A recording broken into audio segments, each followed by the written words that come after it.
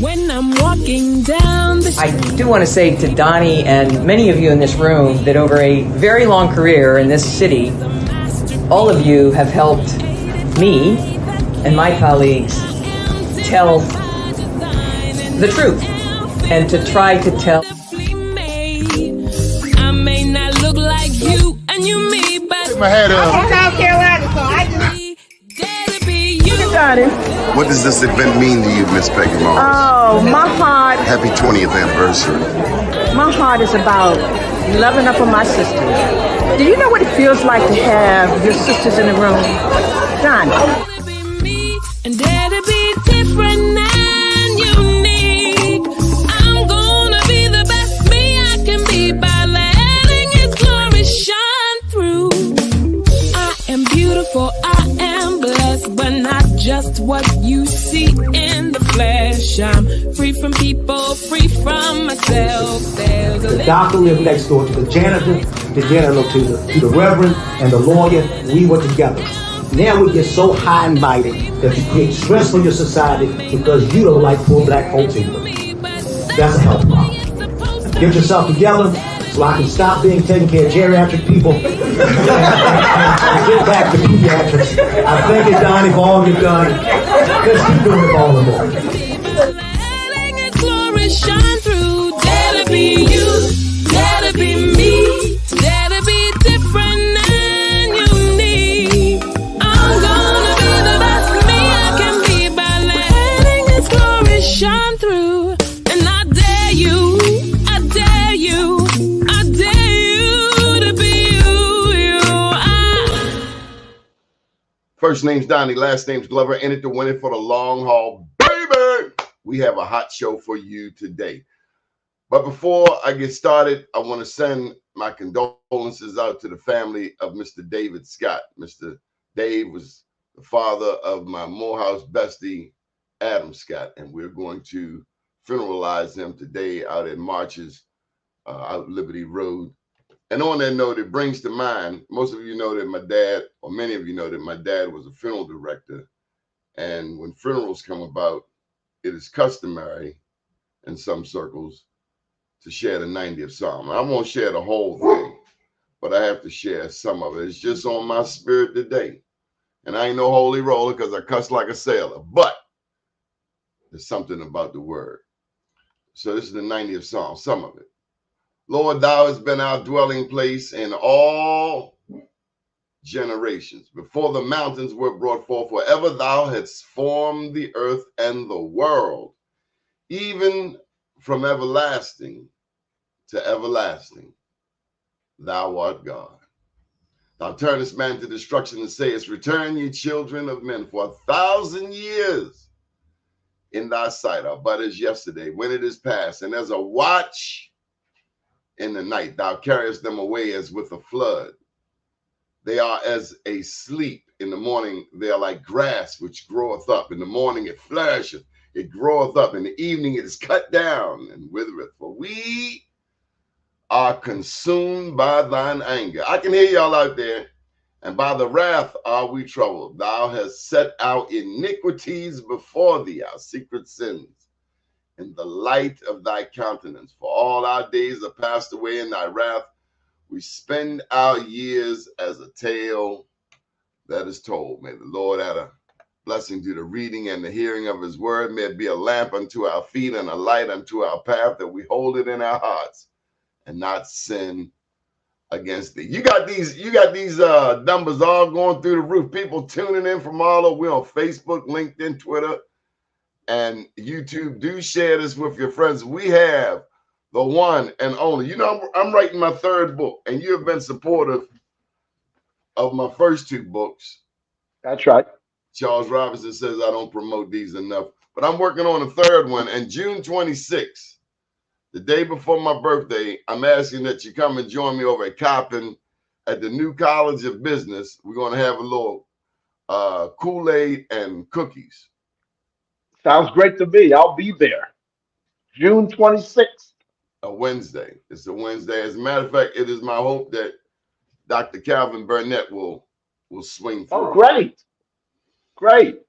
Certainly one of our great presidents HBC or otherwise. Great. It would be great to see Dr. Burnett. Haven't seen him in a few years. So I have a question to start this off because this is not going to go. See, you're always trying to run me and I'm trying to run you, but this is my show. This ain't your show. This is the question that came to me as I'm getting ready for today.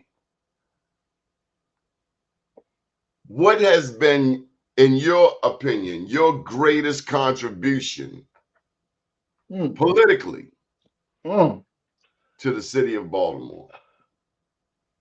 Well, Donnie, I hope that consciousness raising has been something that has been at the forefront.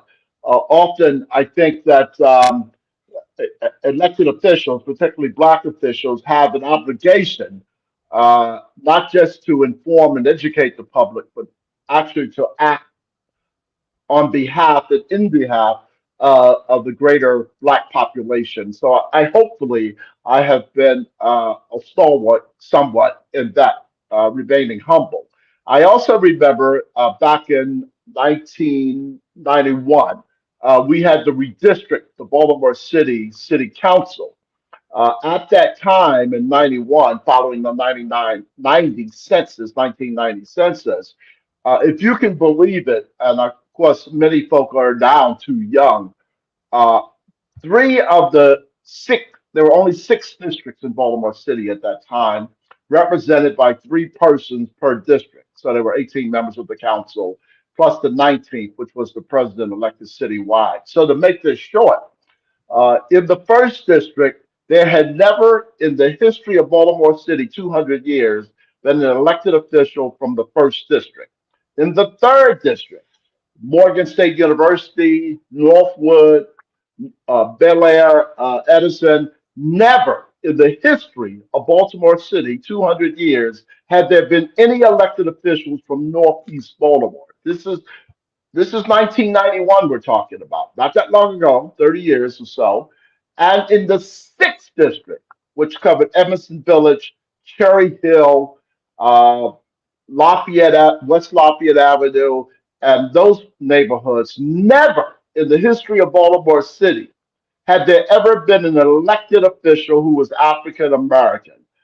Isn't that amazing to you that in 1991, half the city had never had a Black council person, even though obviously those neighborhoods I just mentioned to you were predominantly Black, with the exception of the first district. To answer your Long question, story, no, it's yeah, not go ahead, surprising. brother. This is the home of segregation. I'm not surprised at all. Okay, it is. It's the first, as you know, legal home of segregation.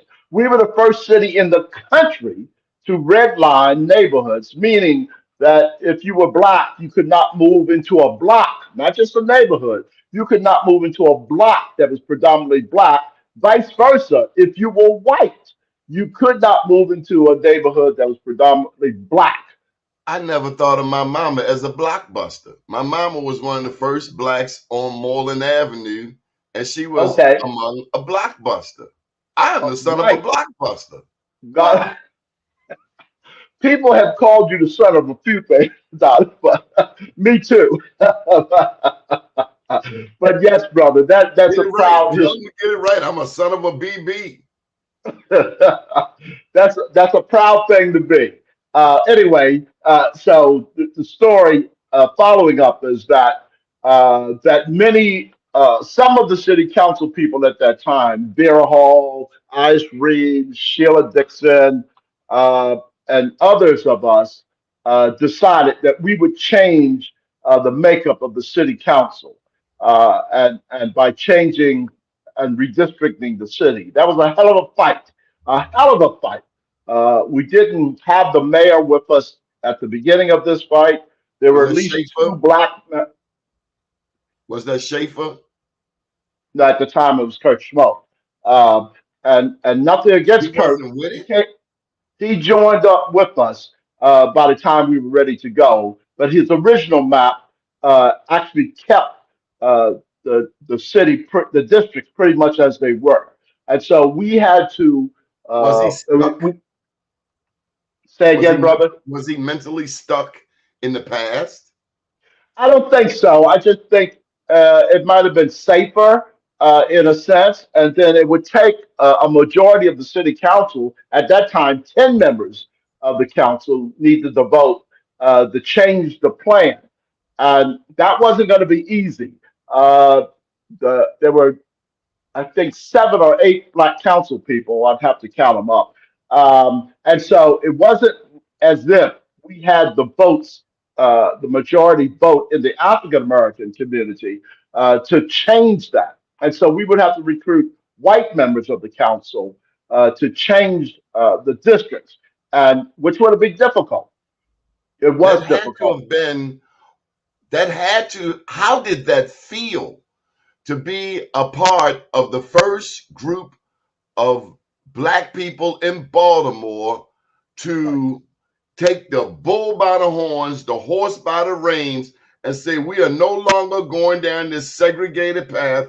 We're going over here down the path that empowers what is a 63% majority black city today. Yeah, we felt very strongly we had to do it because of what you just said, that we were a majority black city and still are. And we just felt that how could Morgan State University and Northwood and Bella Edison not have an African American representing them, at least one of the three, if not more, representing them on the city council? How could Edmondson Village never have had an African American, or Cherry Hill never had an African American represent Cherry Hill, or as I said, parts of West Baltimore, such as the Lafayette Square and other communities, Emerson Village, I may have mentioned. And so it just was impossible for us to comprehend how we could go another 10 years, another decade, without trying to change what was going on. Fortunately, we were able to do that. We were able to recruit Tony Ainbridge from my district at that time, and Ricky Spector, who was a councilwoman in the Northwest District, to change the district lines so that there would be African American representation across the city, and not just in the. We had been packed into districts. For example, the fourth district was only almost 90+% African American.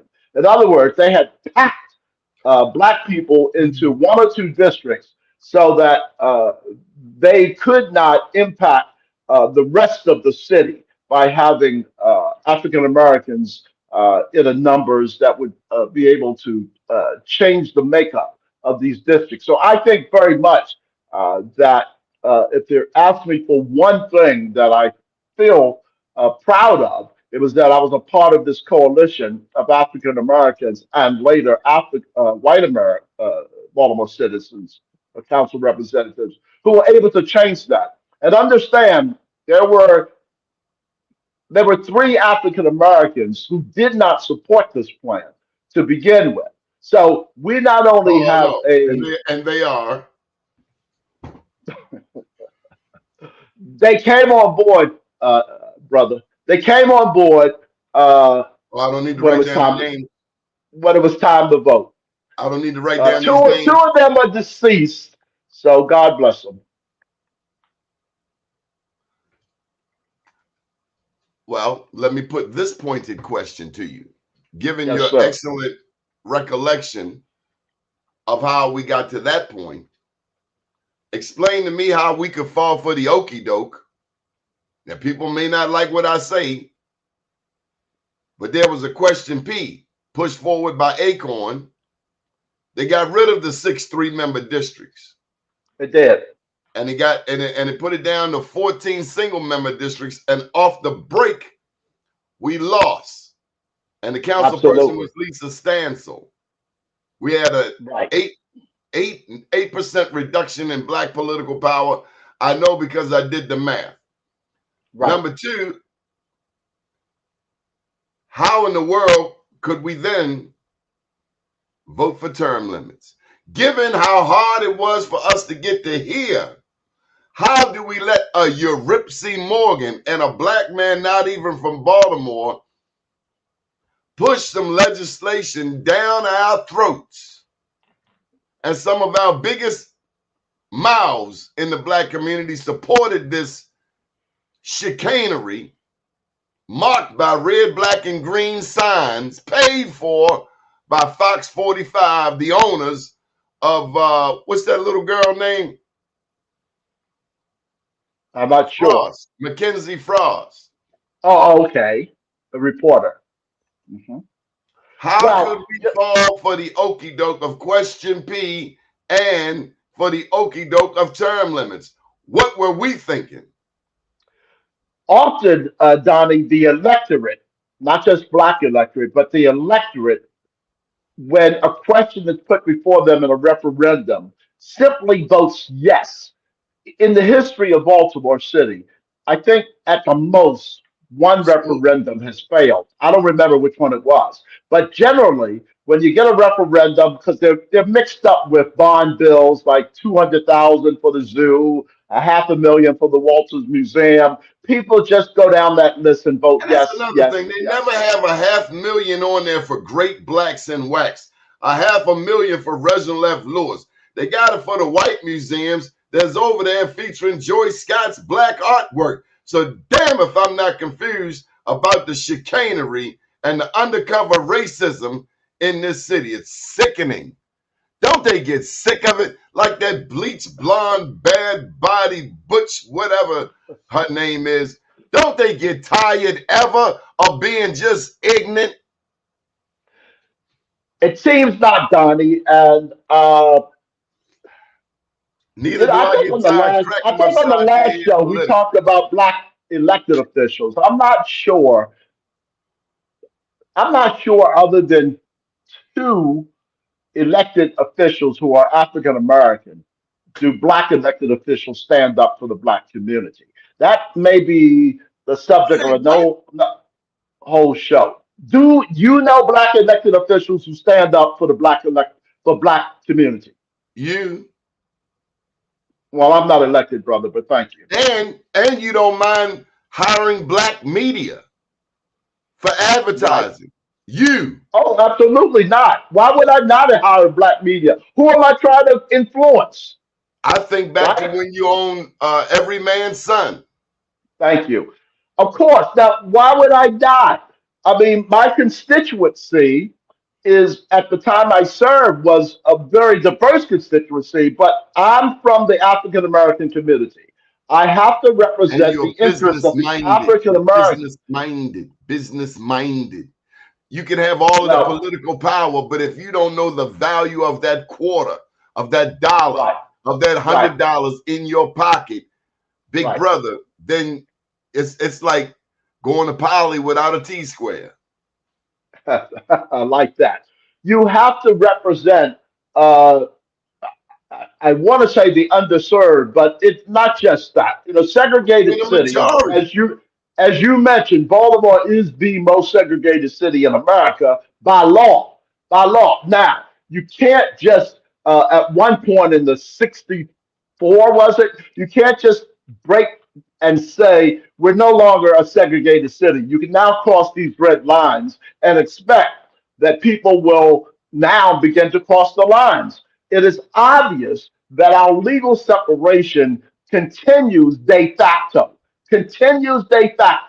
that most of Baltimore City's neighborhoods are black or they're white, black or they're white. There are very few neighborhoods in Baltimore City that are quote unquote diverse. You know that. Look along the Gold Coast from Locust Point to Canton. Those are white. Matter of fact, if you look at a map, well, Brother Lawrence Brown has already showed us this in a book, The Black Butterfly, that you can see exactly the black neighborhoods and exactly the white neighborhoods. And the worst map you can see this is on murders and violent crime.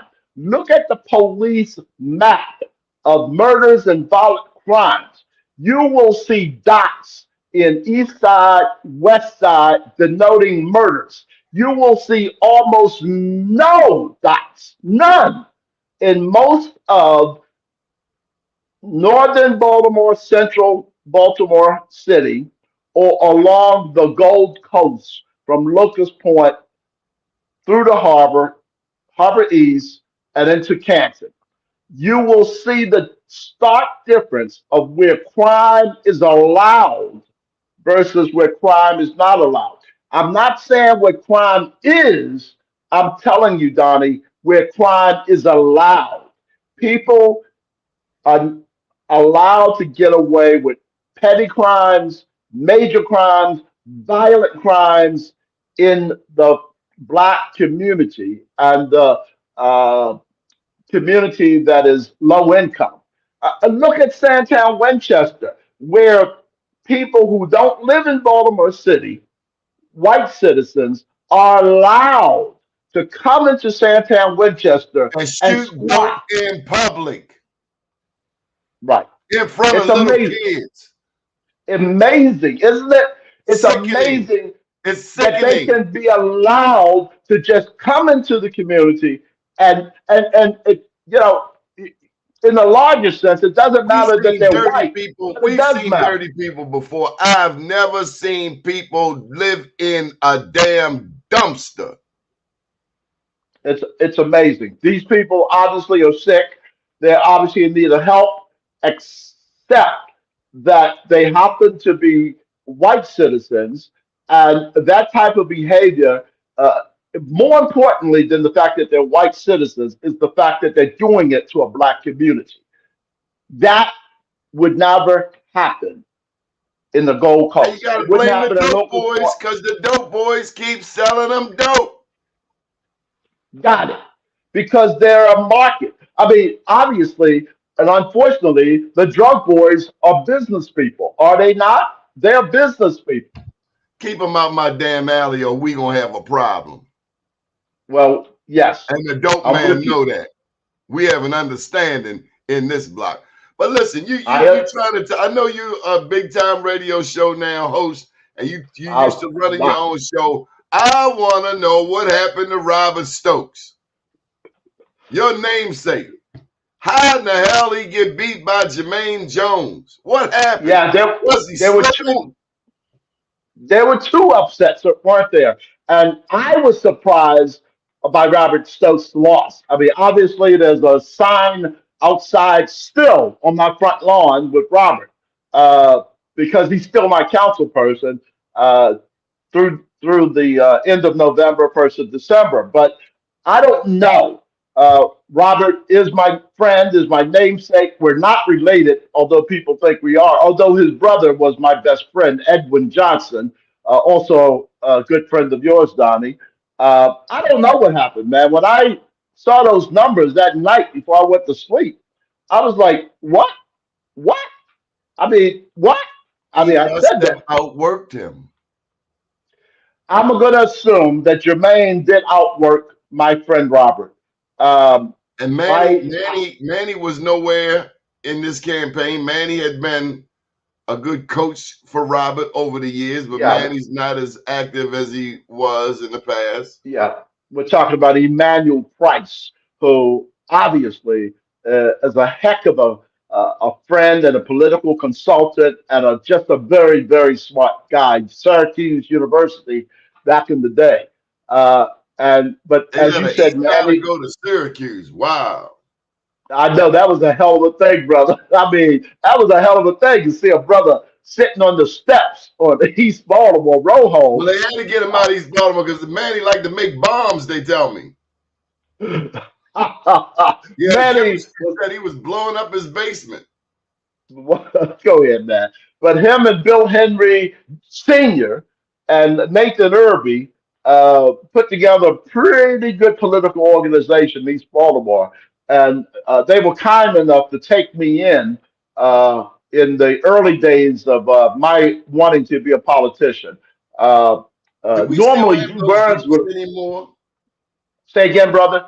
Do we have those Democratic clubs anymore?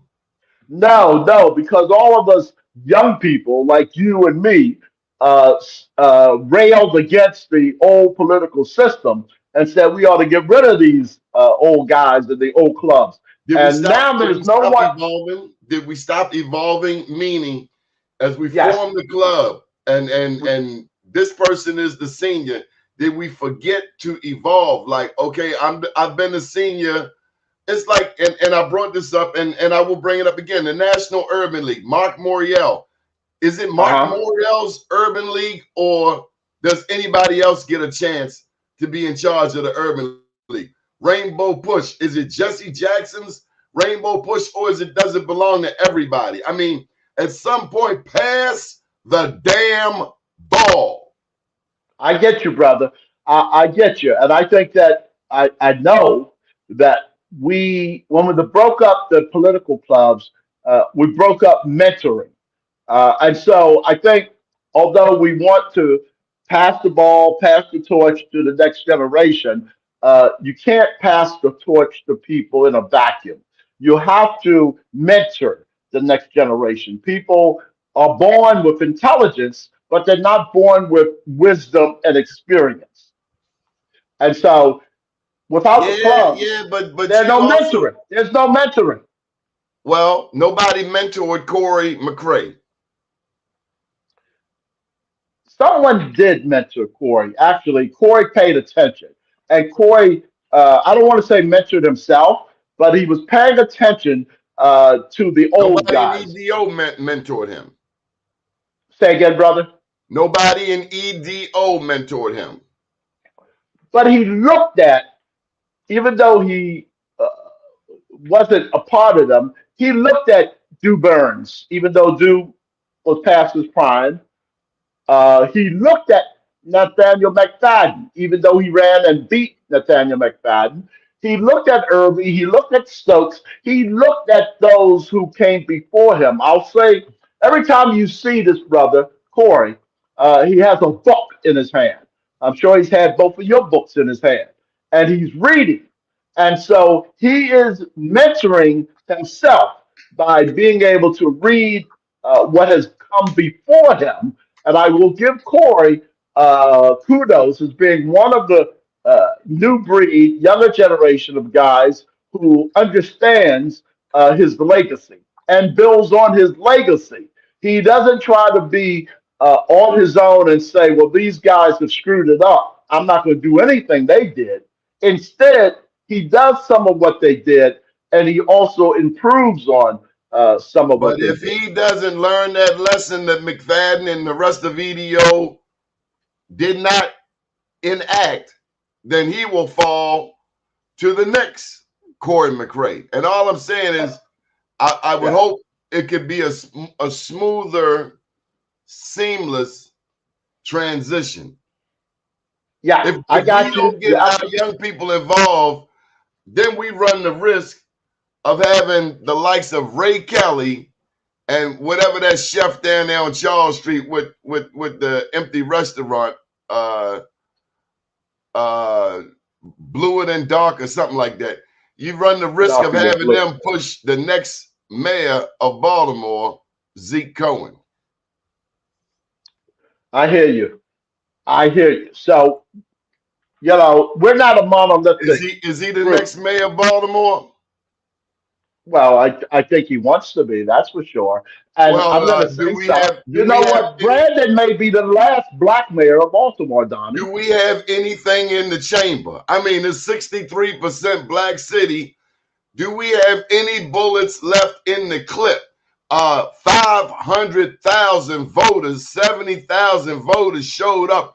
Do we have anything left in the old proverbial political phallic symbol? My God. Donnie, as I was alluding to, other than maybe two, black elected officials are letting down black citizens. So black citizens are doing what the marketplace would demand of anybody. They're leaving Baltimore. They're leaving. So we may not have a black majority city. It may become what Chocolate City was before it became Rocky Fudge City, huh? So black Baltimore's, people of middle income with children can't stay in Baltimore City unless they can afford to go to Gilman or Bryn Mawr or, one of the private schools. We have a great private school system in Baltimore, but we have a public school system that just kills black pride, black ingenuity, black minds. This system doesn't just not teach black children, it destroys black children. Why would you stay in Baltimore City? And you can't go to a public school in Baltimore City. And they're not making enough money to afford $35,000 to go to Gilman. So where are black elected prison prep. officials around our Baltimore City public school system? Where are black elected officials?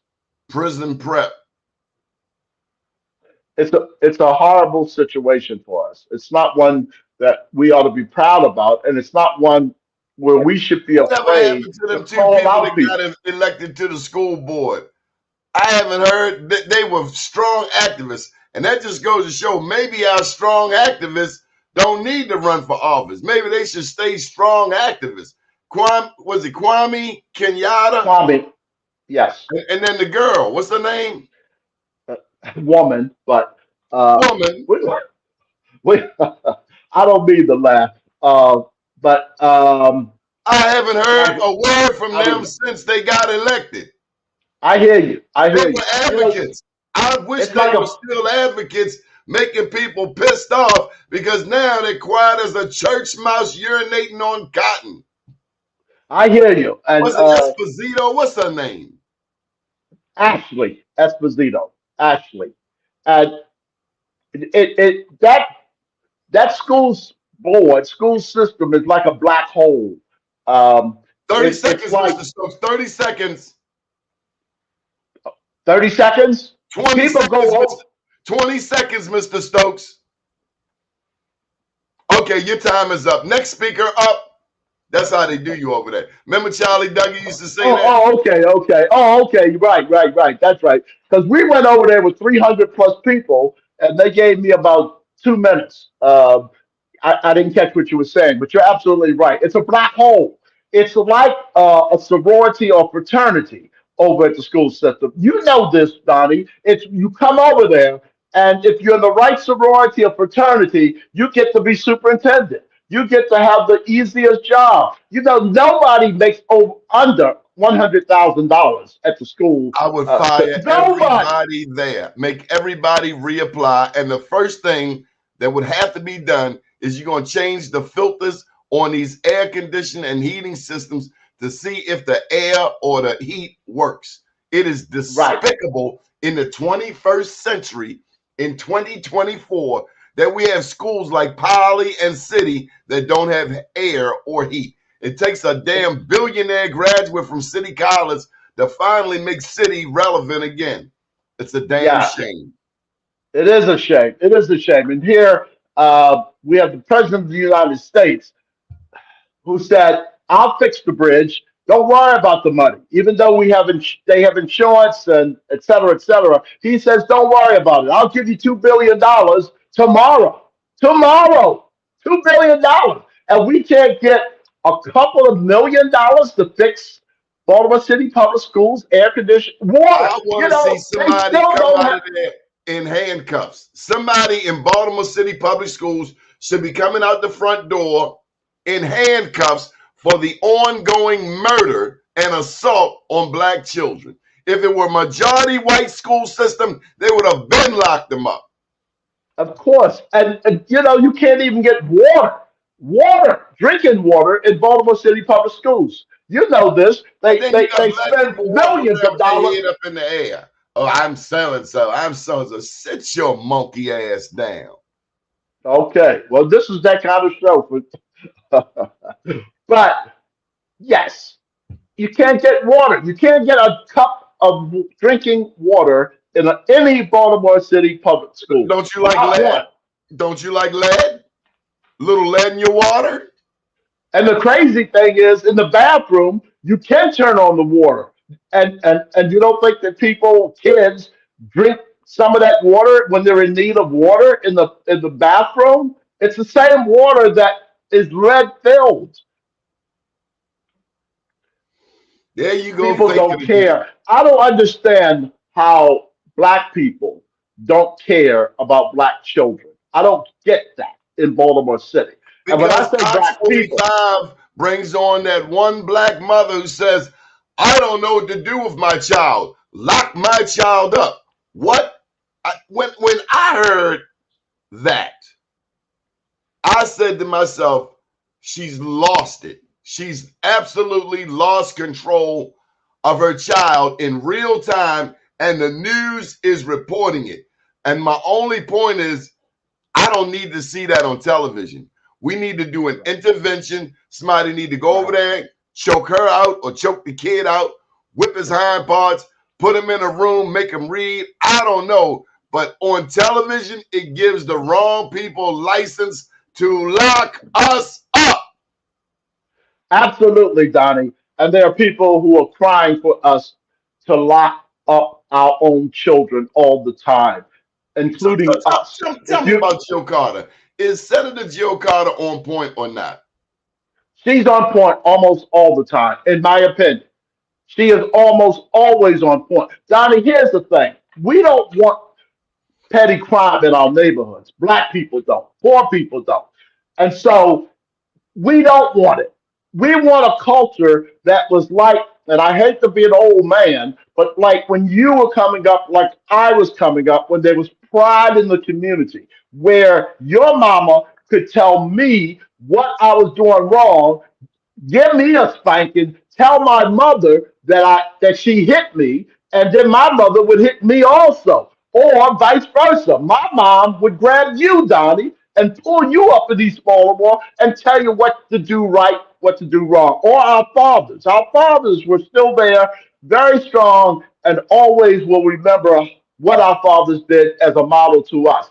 But 70% single mother that's household. a value that has been lost in much of our community. Let me turn the question around. I know it's not my show. Why have we lost that value? Why have we lost that value to impart to our younger brothers and sisters, to our children? It's by design. We have been in a war ever since our first interaction with the European in North America. It has been a war. And I want to say that there were black people already here when the European arrived. Black Okay. people are the first world travelers. If you look up Luzia, Luzia in Brazil, a black woman's bones were found in Brazil 14,000 years old. So we are not new to North America. Actually, some call us American Africans. But we've been here, and ever since our interaction, our first interaction with the European. See, that they tell a story of the Indians giving up the corn and giving up this and giving up that. And in return, they got blankets with smallpox. All of that is true. So we've had a withering away, a constant withering away. Then it was the slavery. And then it was Claudine, the welfare system. You can't have a black man in the house. If you do, you won't get this check. It's been then it's the heroin, and it's the cocaine. And the 90s brought the crack. Now the 2000s has the perks. And then you got the Peanut Kings and the Joe Dances and the Little Melvins, where we start to revere. They're not Jesse James. They are drug dealers. So yes, the drug dealers get $1 billion, get $1 million, sell $1 billion in dope. But nobody talks about the after effects, like the special education of needs of so many countless children whose mothers and fathers were addicted. And then you have mass incarceration. You have a proliferation of illegal guns in our community. You have undereducation, 70% single mother households. But that mass incarceration, when you looked at the fact that America is only 5% of the world's population, yet we have 25% of the world's inmates, and 35% of them look like me and you, black men. Right. Mass incarceration, which we had a lot of in Baltimore City. Look at what y'all get. When I went to Dunbar, and you on that sugarcane field, and you look to the west, you see the penitentiary, you see city jail, you see diagnostic, with the diagnostic classification, you see Supermax, you see the fishbowl. You just see all of these damn I grew up right there. I grew up right there. You can see my home, Latrobe Home Projects. You saw me right across the street. My dad had a funeral home, 712, 714 East North Avenue, right over top of Green Mound Cemetery. Right. And they have Right. more dope on Greenmount than they do in Afghanistan. Hello. Hello. I know exactly those neighborhoods. Obviously, the marches started their funeral home on North Avenue. My friend Sam Red had a He funeral moved home up into there. that funeral home after we left. I love What you talking about? The daddy? Yeah, the dad, Sam Red's Did you dad. know him? He passed before Sam and I became friends. Oh well, he would rescue me from the 700 block of East North Avenue, take me up the Grantley Road. Oh, really? Oh my God, yeah, I used to pee in their bed and everything. Yes, I did. Yes, yes, I'll put yes. it out there So that way. Timmy can't. We call him Timmy. I don't know who the hell Sam is. they Timmy. do call him Timmy. Yeah, Reverend Vaughn, ACD Vaughn called him Timmy, his godfather. And then we had, I don't know if you know, Marshall Jones had a funeral home around the corner. I don't know how we got in this conversation. He Had a had them funeral big home around old the corner, glasses. Harvard. Look Yeah, like Harvard Bobby Avenue. Womack. Right. So let's take you back to some memories. You remember But Ludlow Carl? oh yeah, Ludlow Carl. Absolutely. I remember them all.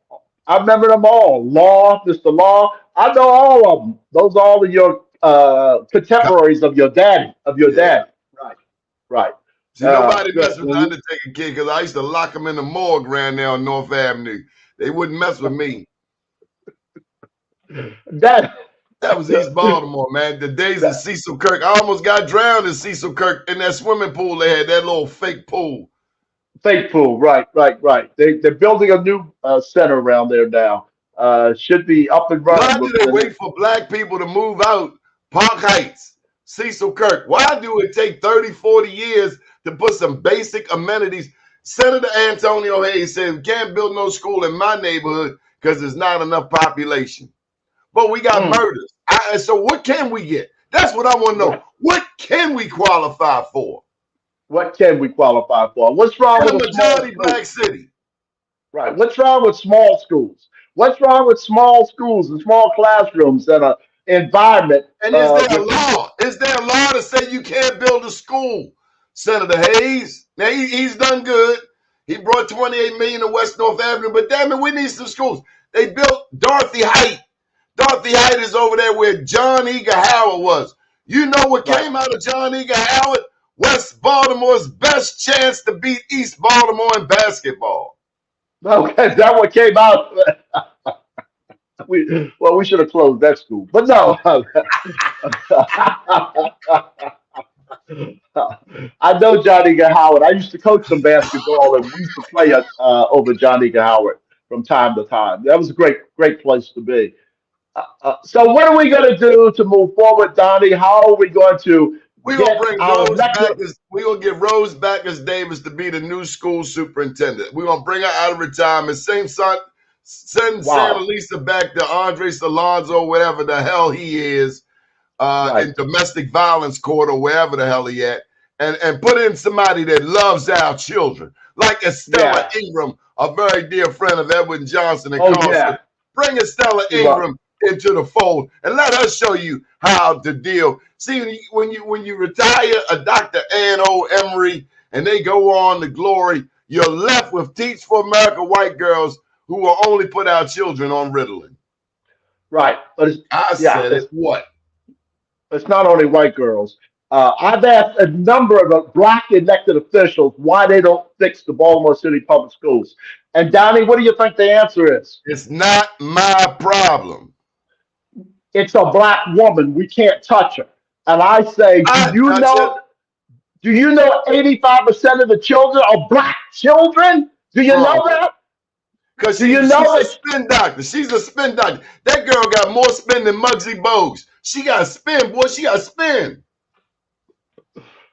That was funny, man. I was thinking of maybe Reggie Lewis but okay. Anyway, I mean, our Reggie Lewis. You know, Dunbar had two great Reggie Lewises, of course. I came out in '83 from Dunbar, man. I watched them. I watched greatness. I watched the bricks with the jumping jacks. They train, and that's what we're not doing. Back in my day, they had Saturday school. Given the piss poor performance of Baltimore City Public Schools, Saturday school should be open.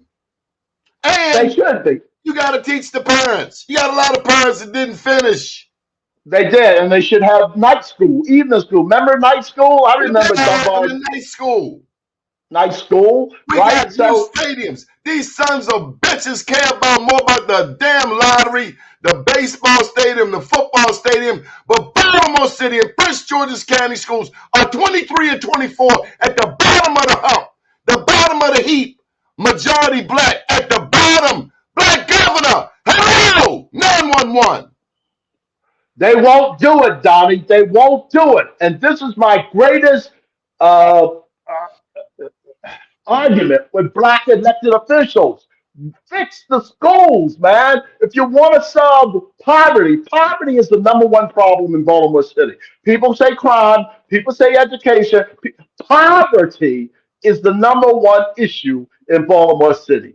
People can't make a living because they don't have the mind, they don't have the skills, they don't have the education. And you don't have to have a college degree to know how to put a 2x4 with another 2x4 and begin to build a home. We won't do that. We won't train and teach and educate our children. It is an amazing thing. It is overwhelming. And then they want to condemn the squeegee kids who are not trying to make a dollar. They're not buying Ferraris. The squeegee kids are trying to buy clothing and food for their entire family, for their family. These are kids who are, but for a few dollars on the squeegee corner, would be homeless. They are homeless in practicality. They are homeless. And by the way, they didn't start the fight. The fight started from certain motorists who were aggressive with them, not that they were aggressive with. Look, I guess I shouldn't get into this, but the guy who was killed, didn't he start that Came fight? swinging the bat. What did you think was going to happen? Would you go out to the zoo and smack a lion? I hope not. Not unless you Because you far, know that lion going to rip your arm off.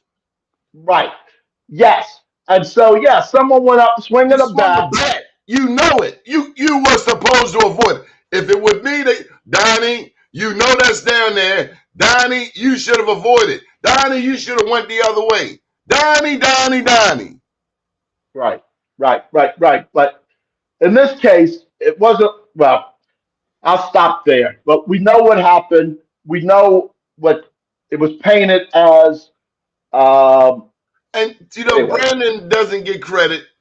You have not heard one damn word about the squeegee kids. He took initiative. He got them opportunities, and you don't hear anyone giving them credit. Now, Safe Streets, that's a whole other ball of wax. I don't know what in the hell's going on with that. But the squeegee kids, get a man his credit. Did he not get rid of the squeegee off the corners, generally speaking? And nobody said a damn word about these white addicts aggressively coming up to my car at North and 83, north of Mount Royal. Yeah. I felt Almost threatened. all over the city. I feel threatened for my life. All over Martin Luther King Boulevard, right? Almost every corner of Martin Luther King Boulevard, starting up around the Armory, starting around Chase Street, around the Symphony Hall, and then all the way down to Pigtown. You're going to find folk coming up to your car, rather. Yeah, you got it. You know what's going on. We know what's going on. Well, we've covered the waterfront in a sense here, Donnie, haven't we? What do you think about the fact that overwhelmingly, and I know it's your show, overwhelmingly the white community voted for Brandon Scott? What's your take on that? Overwhelmingly, 70%. I talked to Julius halfway through the campaign, and he said Sheila was running an old campaign. She was using old tactics.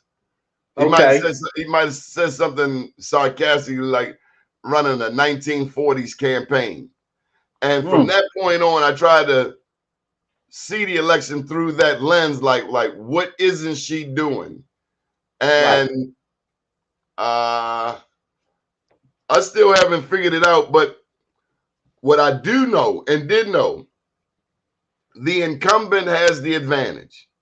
All he had to do was turn out his base. The young man never sweat. I never saw him sweat.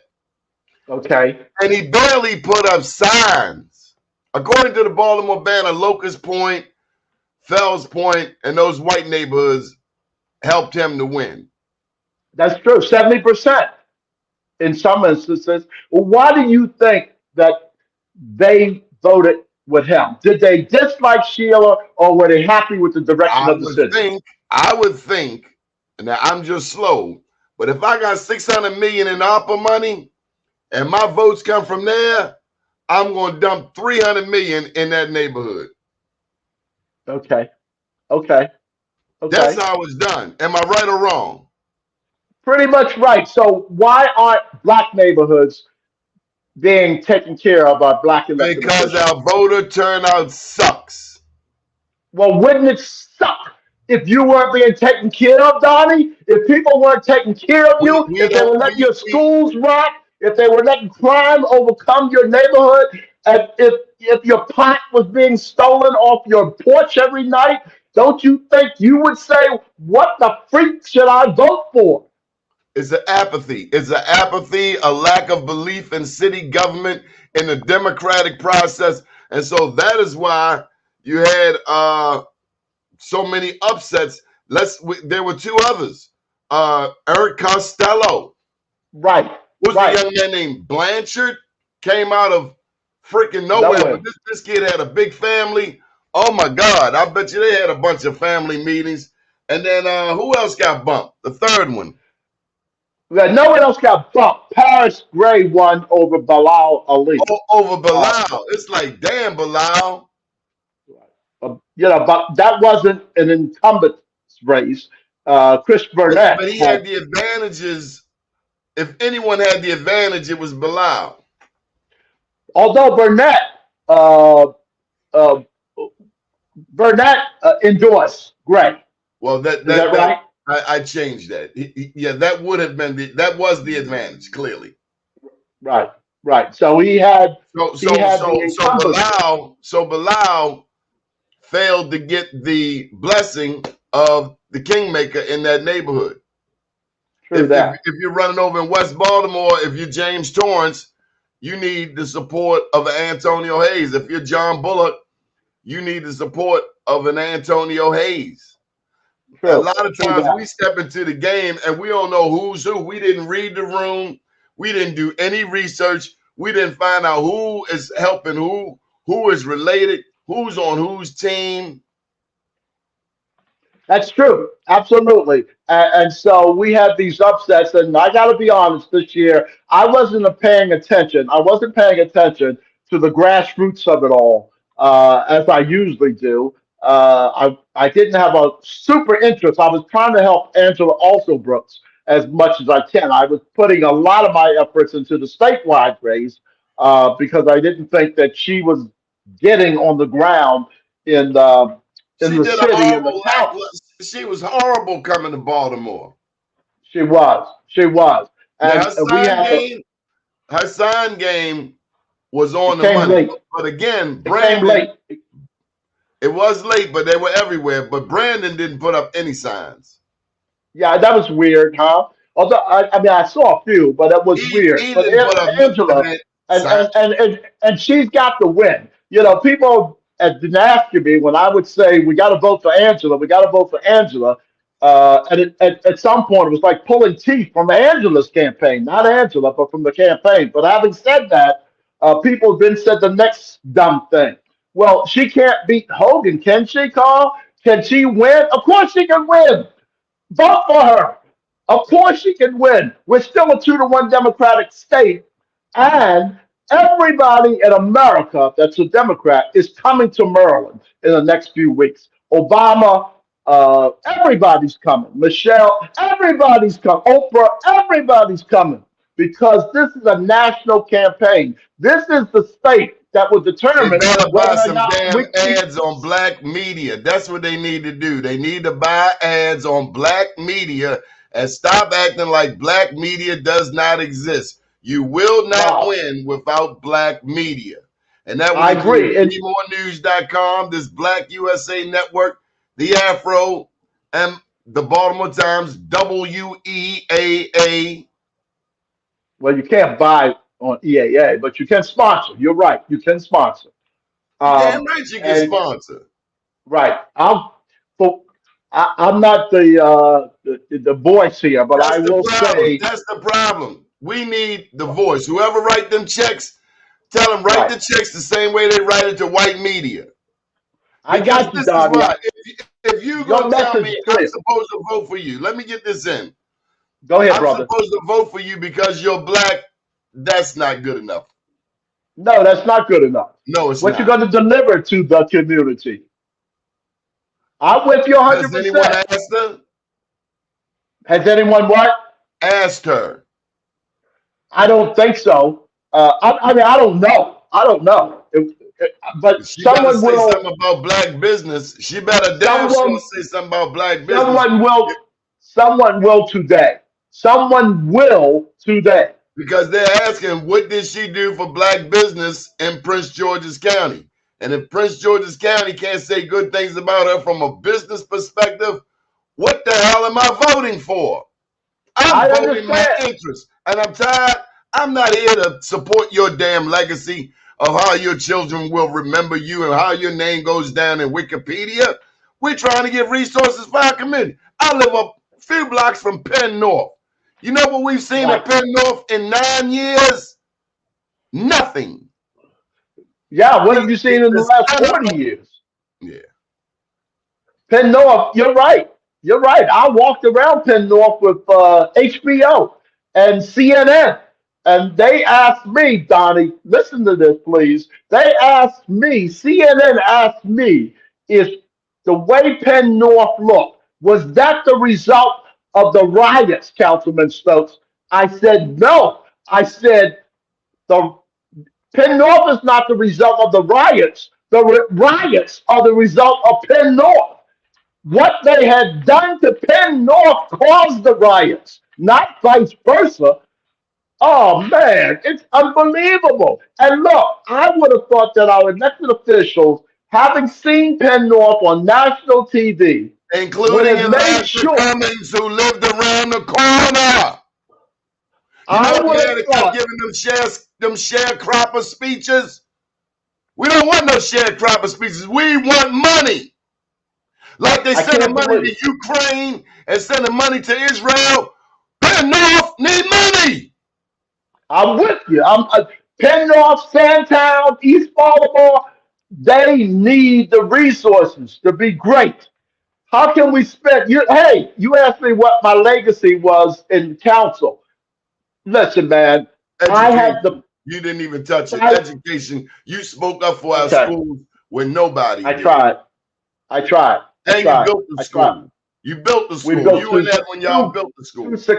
two And you successful hired schools. black people. And you paid black people. Why do we get Of these course. black elected officials or want to be elected officials and they won't spend money with black people? That just baffles me. What's wrong with these It idiots? baffled. Go sit down. Go sit down in your room. I agree with you. Go sit down. Go sit down. And they're gonna I'm come going to back tell and you ask what us else is to vote missing. for. They've been missing so much they're almost disintegrating. With all due respect, the black church. You better speak up. You better step up. Because God is getting rid of churches. Yes, he is. I know that's true. These buildings are old. There are no Right. people in them, and you don't need that big building for 20 people. 20 people You're come to done. 11 o'clock service. 20 people. Right. People realize that they could, quote unquote, do church from home, from the bedroom. Bedside And Baptist. so that's where they are. They are. As Edwin used to say, I'm And a the member of preachers, St. Matthews. What's his name? They get mad at me, but I'm going to say it. What's his name? Al Halfway. They put in the Latino dude to run the black preachers group. I'm like, what kind of stupid is this? Right. Nunez, Right. Nunez, that's his name. Angel Nunez. How in the hell the Latino preacher is running the black preacher group? I didn't know about that. I missed got that. time. You got time? I didn't. I love you. You're my favorite. I'm not kidding you. I'm not kidding you. I love you because we have such good discussions, even when we're debating, never arguing, but even when we're debating. I've learned from you, brother, and I hope it feels like a two-way conversation, You've helped me honestly and to be a truly. better dad. Say again, brother. You've helped me to be a better dad. Oh, you know I love my two girls. You know I love them. Don't mess with them, Donnie. We won't go into that story. But But you have reminded me of how significant fathers are in the lives of our daughters. I can't begin to tell you how many women I know who do not have good things to say about their fathers, even fathers who were rapists.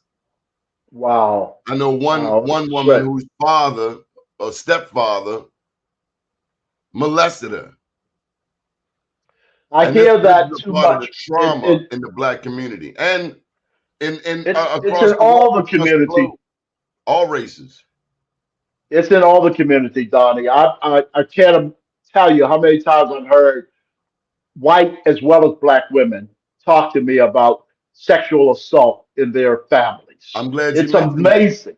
It's been brought It's to my amazing. attention that what a woman goes through in reporting a rape is absolutely savage. She's in a It room is. and all of these strangers are taking pictures of this naked woman. It's stunning. We It's have to stunning. do I better. can't believe I never saw this, Donnie, ever in my life. And I've never had this conversation with people in my family. And then for me to hear people open up to me who I'm not even in a relationship with, but open up to me, they've been carrying this trauma for all these years, and then say to me, my father, my uncle, my grandfather. And I say, I can't believe that. I can't believe that. I'm talking to successful, educated, bright women, black and white, and they're telling me what seemed to have been normalized in their relationships, that their mother didn't protect them, that their uncles didn't protect them, that their big brothers didn't protect them. And I can't imagine it. I know we've gone into another place, but it is amazing to me It is a part of what some men the have trauma done to in women. Baltimore. And you add on top of that mass incarceration and the sexually Right, deviant behavior that comes back uptown when a person is released, often without debriefing, without mental health right, counseling, and they bring a lot of right, that jail behavior back to the community, back to the home, right, or right. the veterans who have been lost.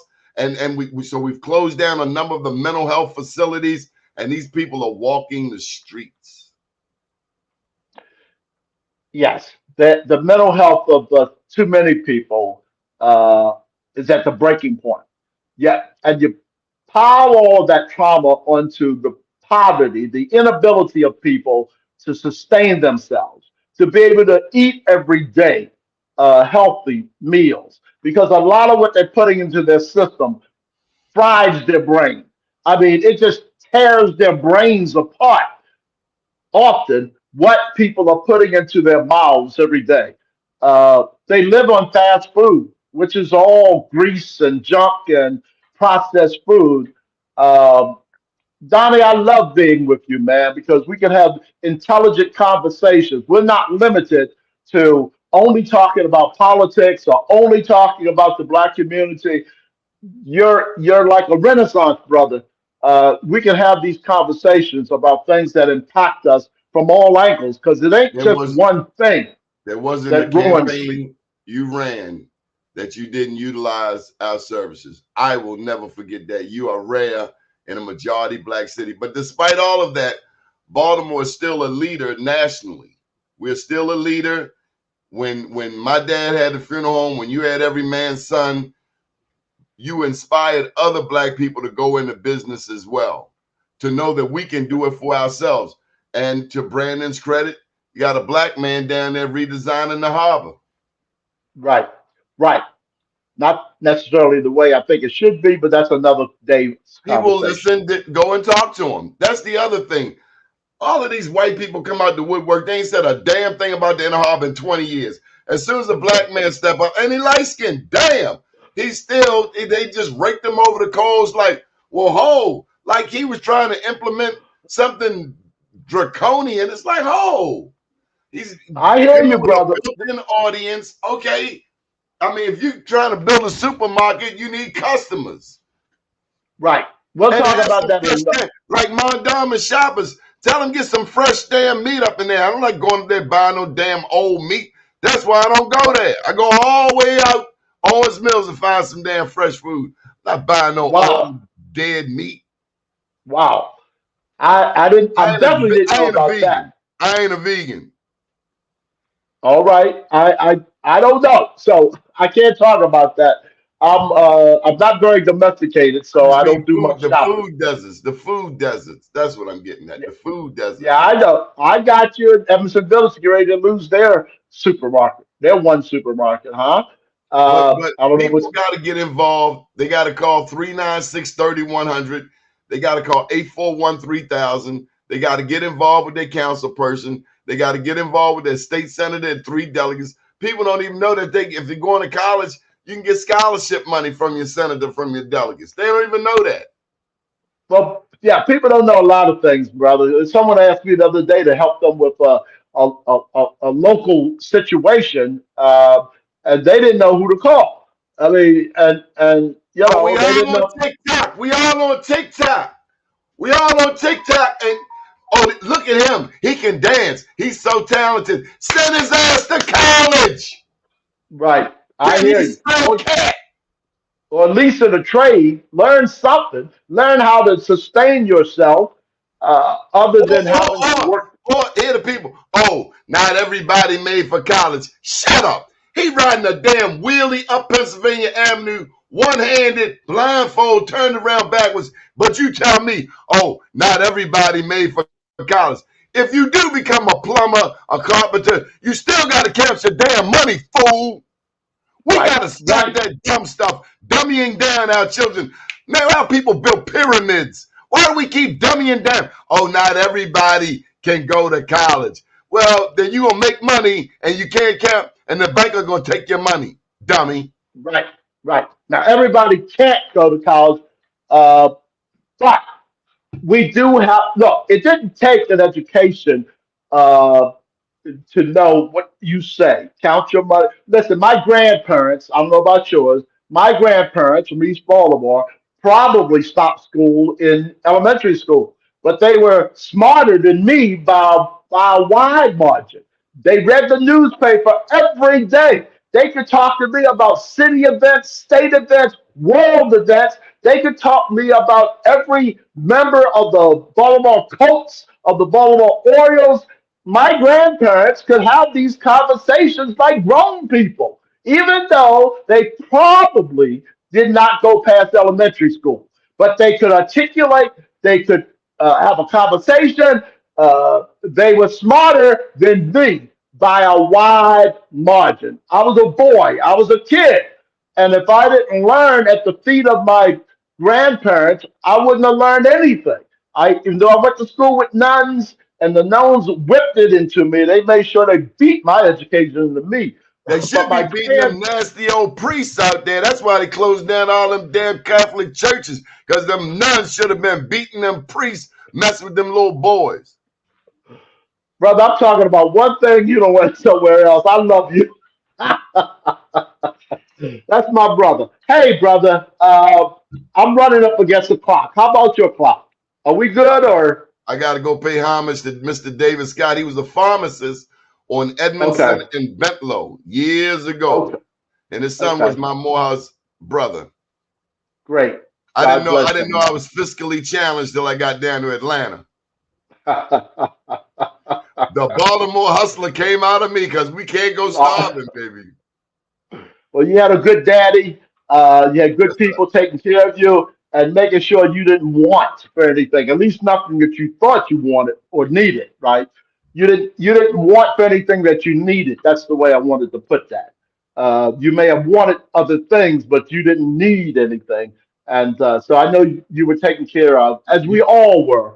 I want you to give a word of encouragement to our young people in school before we go out. Yes, to our young people, I just want you to keep going, man, and sister, you can do this. We did this at our school, Edwin and I, and we didn't give any thought to the fact of what they couldn't do or what they hadn't gotten at home. We were told by educators, Edwin Johnson and I, that we were not going to be successful in our school because people said we were starting with the mindset that all of these children could learn, and that was stupid of us to think that these children could learn because their parents were stupid. I'm telling you this, Donnie, that educators told us, Edwin and I, that the parents of most of our kids were not smart enough. And so therefore the kids couldn't learn because they had no one at home to help them. And we blew that away because we acted as if not only were the kids smart enough, but that if we brought the parents into the school, into the classroom, which we encouraged, that the parents would understand what we were trying to do and they would support the students. They didn't have to teach the students. They didn't have to teach their own sons and daughters. We could do that, but they need to encourage them. And so my word is that our young people, you can learn. It is not false hope to say that you could be most anything you wish to be. You just have to stick to it. God bless you. I appreciate being with you, brother. The word is efficacy. Good word. Good word. That's the word. That's All what right. they told us. Every child can learn. Efficacy. Absolutely. Efficacy. Yes. They start And with your that. dream, your vision lives on in boys. That dream, Yes. it They lives are on. doing. A former principal of ours is the principal over there now. Yes. So it's a Calvin Bridges. continuation. Yes, Calvin Bridges, who coached many championship basketball up at Walbrook also. Good deal. All right, brother. Thank you for having me. Thank you. Let me know whenever you need me again. I'll be here unless something crazy happens, but I'll be here. Like you I run love from you. there. Thank you for taking care of black business too. Thank you. Up to date, down tomorrow, do your day, and everything will follow. Nothing to it but to do it. I got to do it, regardless of how I feel. Call Stokes for mayor. Call Stokes for mayor. I am somebody. Don't start. I am. God bless you. Good morning. Be well.